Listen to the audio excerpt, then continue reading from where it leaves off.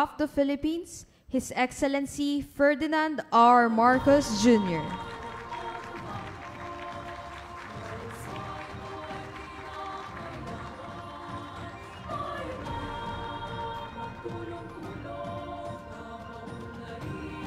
We may now be seated. To deliver his opening remarks, may I call on Galing Pook Foundation Chairperson Mel Senen S. Sarmiento.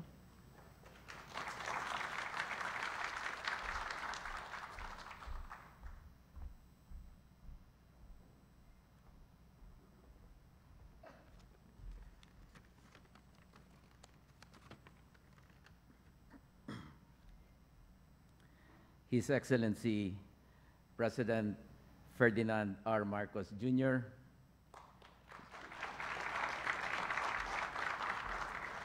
ladies and gentlemen, good morning. For more than 3 decades, Galing Pook has recognized and celebrated local governments and their innovations, providing a simple truth. When governance is close to the people and accountable to them, real change happens. Today, we honor our smallest political unit, the barangay.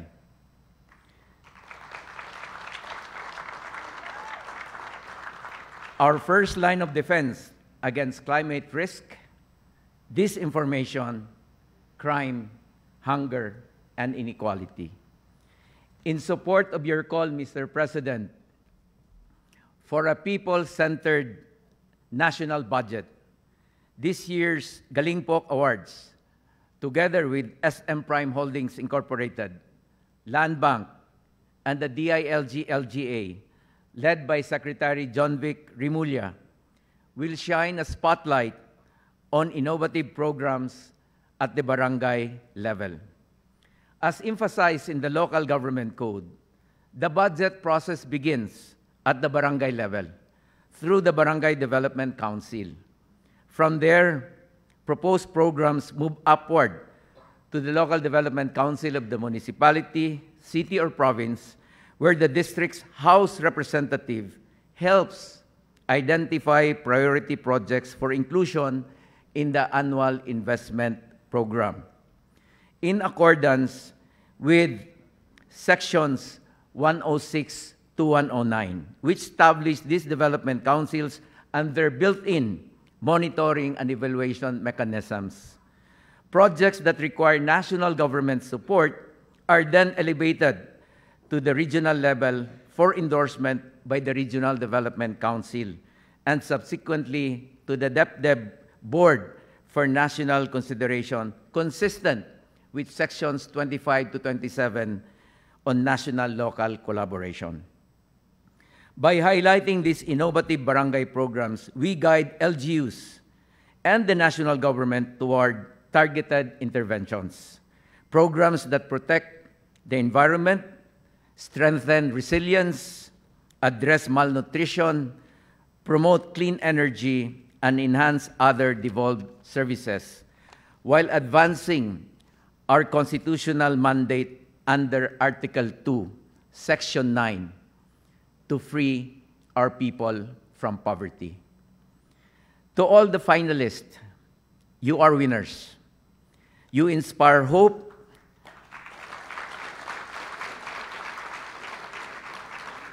You inspire hope and show that even in challenging times, positive stories exist.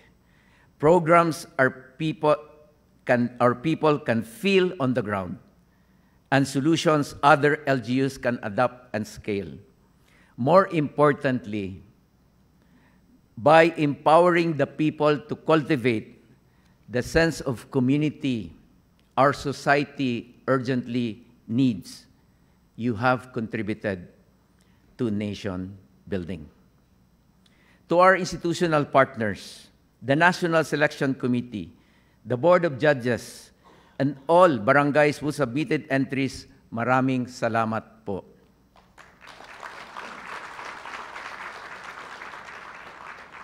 With your leadership, Mr. President, and the support of national agencies and partners, We hope these successes guide priorities, inspire policies, and reach more communities.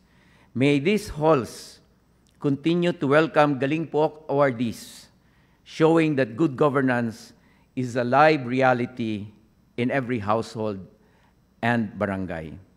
Mr. President, distinguished guests, thank you for celebrating the best of Filipino local governance.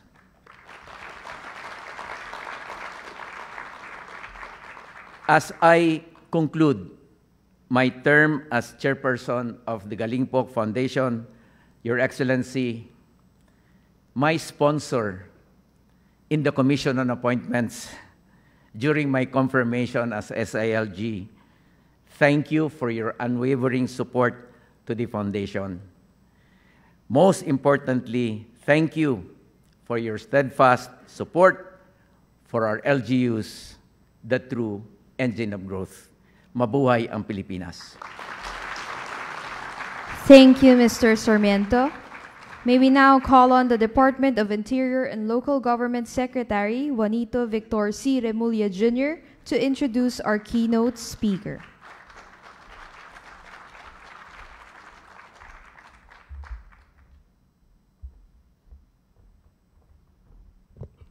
Ladies and gentlemen, the President of the Republic of the Philippines, His Excellency Ferdinand R. Romualdez Marcos Jr.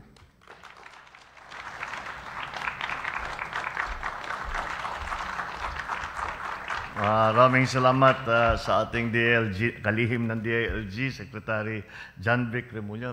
Magsiupo po tayo. Ang mga opisyal ng Galing Po Foundation, led by its chairperson, which we're very sad that you are leaving. You're leaving that position, but I'm sure you will not leave your advocacies in local government. The other officials from the Department of Interior and Local Governments and its affiliates, SM Prime Holdings Incorporated, represented here by Vice President Lisa Silverio, and company executives, the Land Bank President Lynette Ortiz, and other Land Bank officials, Galing Po Foundation's partner institutions, and of course, yung pinakamahalaga na kasama natin ngayon dito, ang mga nanalo at saka mga finalists sa 2025 Galing Pook Award. Search for the top 10 outstanding barangay initiatives. Isang magandang umaga sa ating lahat. Nagtitipon tayo ngayon upang kilalanin ang 10 natatanging programa ng ating mga barangay. Mula sa 132 aplikasyon ng iba't ibang barangay, nang ibabaw ang mga programang pinaparangalan natin ngayon dito sa 2025 Galing Pook Awards Ceremony. Sa barangay nagsisimula ang serbisyong pinakamalapit sa tao. Dito ang unang nararamdaman ng bawat mamamayan ang malasakit ng pamahalaan.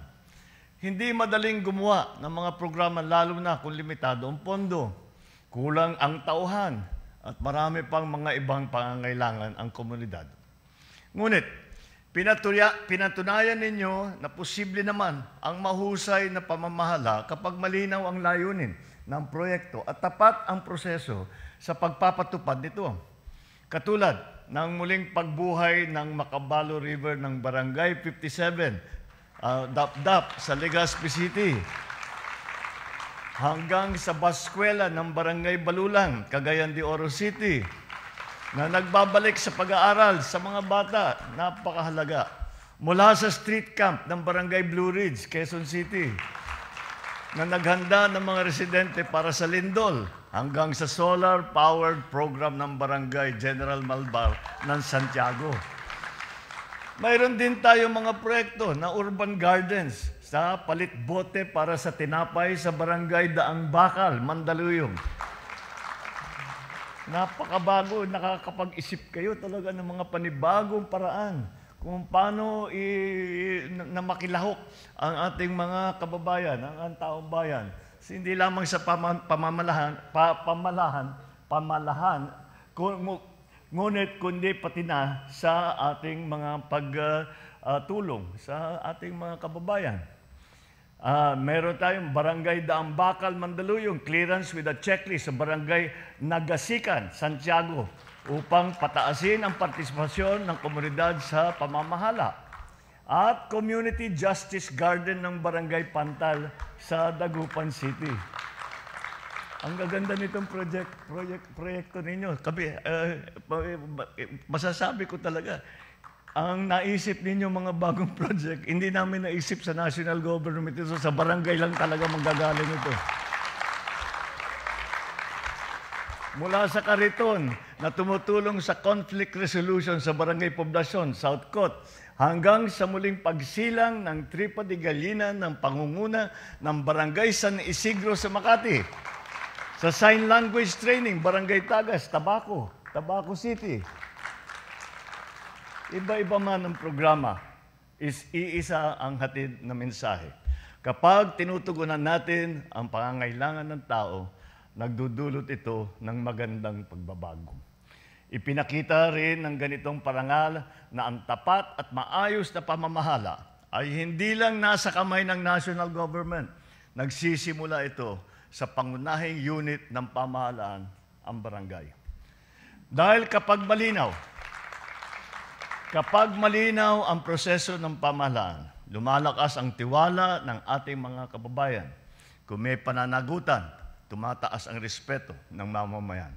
At tuwing inuuna natin ang kapakanan ng taong bayan, sumusunod ang pag-unlad ng ating inang bayan. Ito ang kulturang nais nating ipalaganap sa pamahalaan.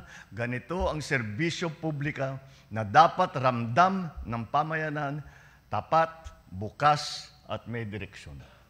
Let us strive to continue to replicate the success of these barangay initiatives on a national scale, learning what works and strengthening the systems that uphold efficiency, participation, and transparency in government. Pinapasalamatan natin ang Galing Pook Foundation sa higit sa 3 dekada ninyong pagtataguyod ng mahusay at tapat na pamamahala. Para naman sa ating mga awardees at saka finalists, congratulations sa inyong lahat. Sana ipagpatuloy ninyo ang pagbibigay ng serbisyong may malasakit sa ating komunidad. Huwag niyo pong kakalimutan na dapat malaking pasasalamat natin sa pagpapaalala na ang pagbabago at pag-unlad ay nagsisimula sa pinakamaliit na hakbang at lumalakas kapag tayo ay sama-samang kumikilos. Mabuhay ang mga barangay, mabuhay ang bagong Pilipinas. Maraming salamat po. Magandang umaga po sa inyong lahat. Thank you, Mr. President. And now, may we request the President to kindly grant us a photo opportunity. May we call on stage the top 10 awardees.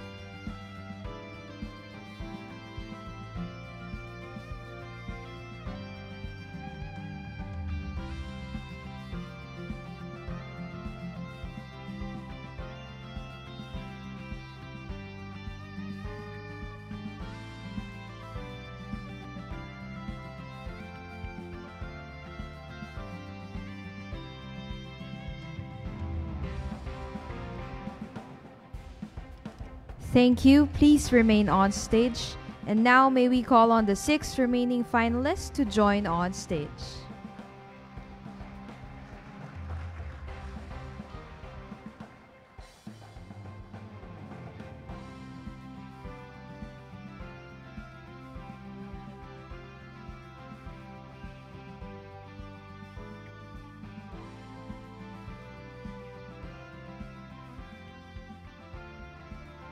Thank you. You may exit to your left. Galing Pook Foundation Partners, Board of Judges, National Selection Committee, Board of Trustees and members, you may proceed on stage.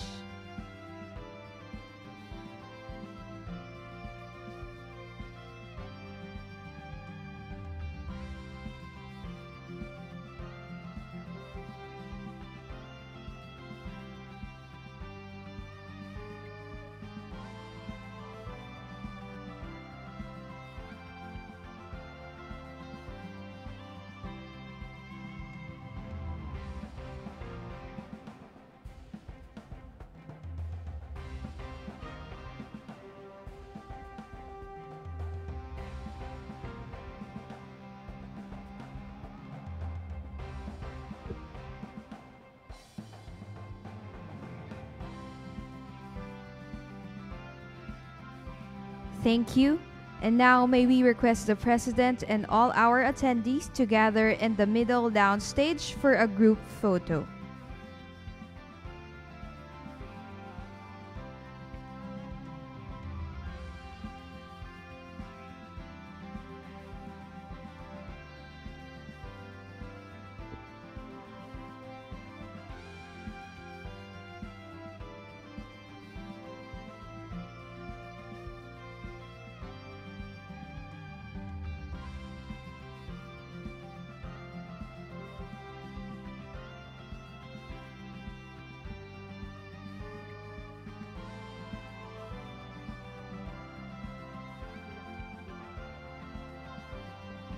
At the count of 3, 1, 2, 3. Thank you, Mr. President, for granting us the photo opportunity. And this concludes our program. Once again, ladies and gentlemen, the President of the Republic of the Philippines, His Excellency Ferdinand R. Marcos Jr.